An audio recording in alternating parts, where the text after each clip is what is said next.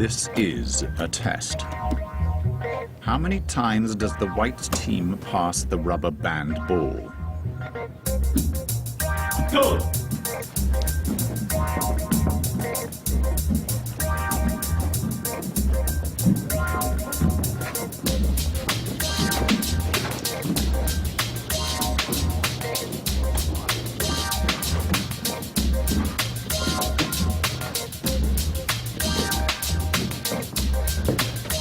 If you answered 13 passes, you are correct.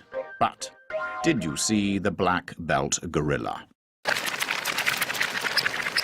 Go!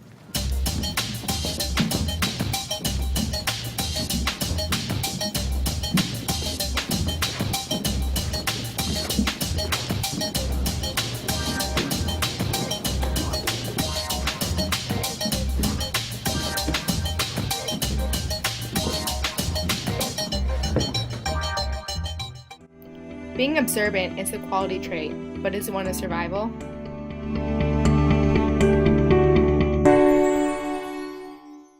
What personality traits make someone more likely to survive horrific conditions? Key terms: observant, understanding what is going on around you. Flexibility, being able to adapt or change according to your surroundings.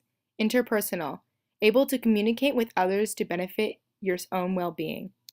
Being flexible, observant, interpersonal, and faithful, along with having a sense of humor, all help people survive life-threatening events. In the movie Life is Beautiful, Guido explains to Josh Wei that they are just part of a game, allowing Josh Wei to maintain a positive attitude. Ihr seid nur aus einem einzigen Grund in dieses Lager transportiert worden?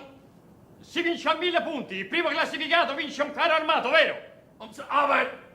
Beato lui.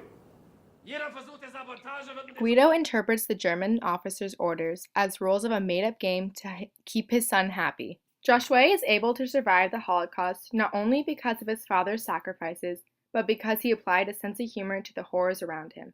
Josh Wei maintained a positive mental attitude, or PMA, throughout his stay at the concentration camp.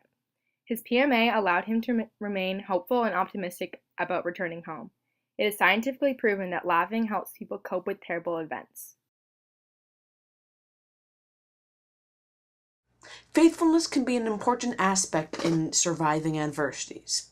Faithfulness can not only include believing in a God, it can also include believing in oneself or believing in other people, like family and friends. My name is John Stockton. A couple years ago, I was paddling off the big island of Hawaii when a nasty storm hit me. Gnarly 20-foot waves and 60-mile-per-hour winds threw me into the shark-infested waters. Finally, the storm was over. I crawled back in my kayak and I paddled 21 hours straight, trying to cover the 20 miles back to the shore. But I passed out. The next thing I knew, I was in the middle of the Pacific Ocean. The current had carried me out. I called 911 and they started a search operation, but they couldn't find me. I just prayed and prayed some more because I trusted God and His power. He would save me. My faith was the only thing that kept me going.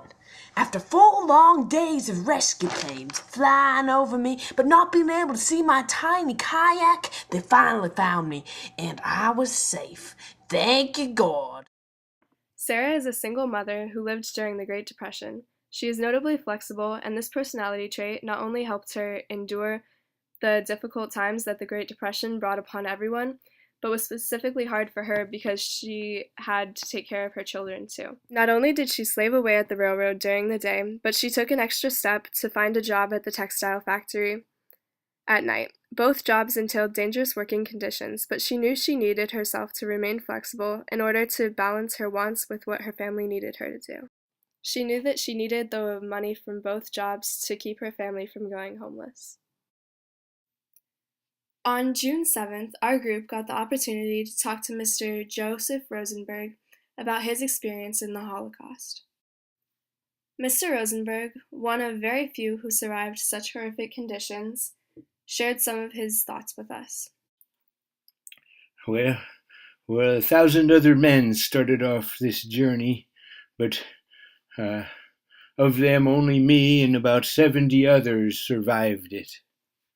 Well, when I was in there, and if I got a piece of bread, well, happiness is a piece of bread. If you got a piece of bread, you're happy.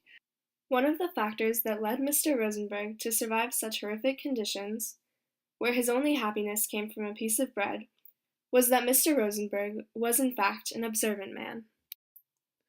Well, one day I was washing the floors in the German officers' house, and I came across a newspaper, and it said that the air raids was near Hanover, and I knew that the Americans were coming and they was going to liberate us. Mr. Rosenberg's observance led him to find this article, which gave him hope and convinced him to keep at it, at least for a couple more days, ultimately leading to his liberation 8 days later. Joe Rosenberg was very good interpersonally, meaning he could come across positively and communicate well with others, even without words.